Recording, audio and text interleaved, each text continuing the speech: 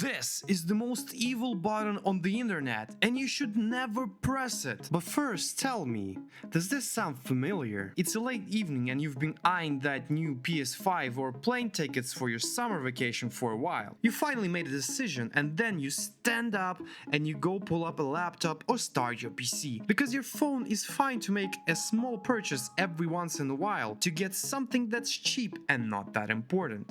But for a real deal, your phone ain't cutting it. That's when you need to pull up the big guns. That's friction, the very thing tech giants like Amazon, Apple, and others absolutely hate.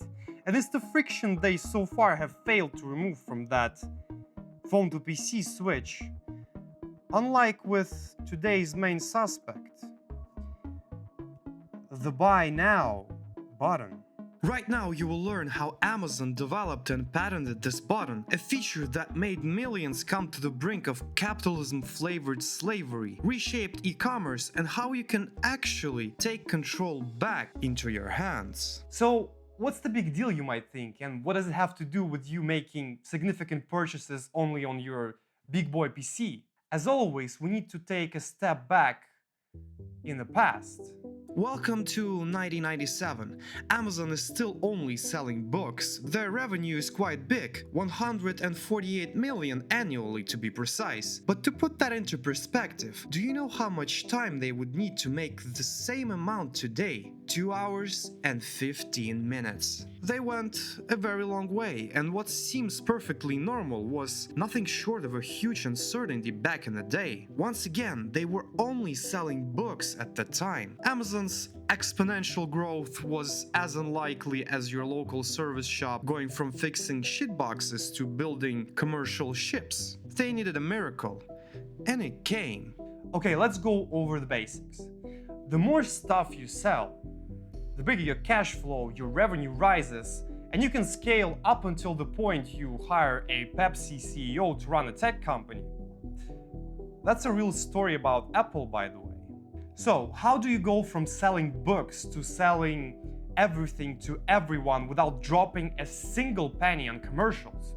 3 letters: CRO, or conversion rate optimization, or capitalism's rotting offspring, as I like to call it. And listen, I'm no socialist, but CRO is probably one of the worst things this system has ever created. And the gist of it goes like this: take existing customers, measure their every step, and make sure more leads, as they're called, get turned into paying customers. Your product stays the same, but the sales go up, up, and up. That automatic soap dispenser made out of Chinesium you bought ages ago and never really used? Well, CRO guys did a really good job making sure that purchase happens. And with Amazon it's even more extreme. Because while others heavily rely on advertising, Mr. B and his team only had to fill the existing users without dropping a single penny on commercials. So, our elephant in the room. Let's see him when he was only a cub.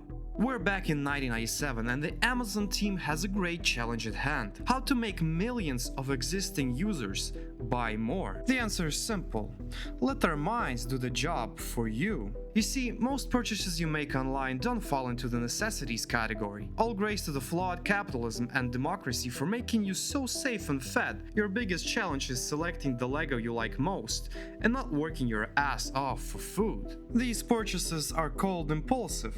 You see a shiny thing online, your brain fires chemicals, and now you want it more than anything in this life, even though it serves no purpose and will not help you live a better or healthier life. More often than not, it's quite the opposite, by the way. The biggest disadvantage? That impulse quickly fades away the moment you face any friction. Do you remember the part where quickly switching from mobile to PC is what Amazon and others really hate? Well, even those few seconds is enough for the impulse to fade and you start outweighing all the pros and cons and ultimately decide that you don't really need that thing you were so excited about just a few minutes ago. The Buy Now button serves the same purpose, just in a different way.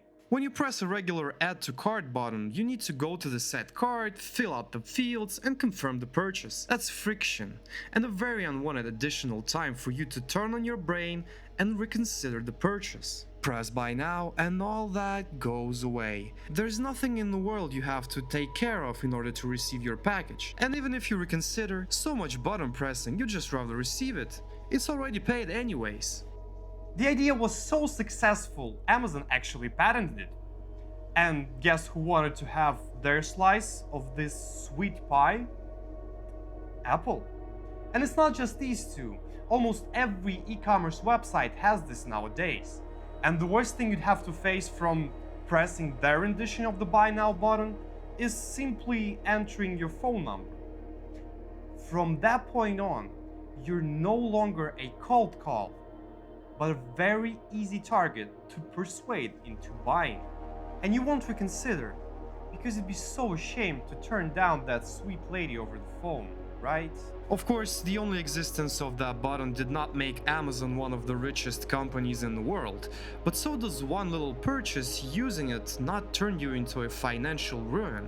It's how you behave in the long run. There's a good saying that there's only free cheese in a mousetrap. Sure, sometimes buy now is a lifesaver, planned purchases or last-minute gifts, but don't get fooled into thinking it's all convenience. More often, it's just a regular trap.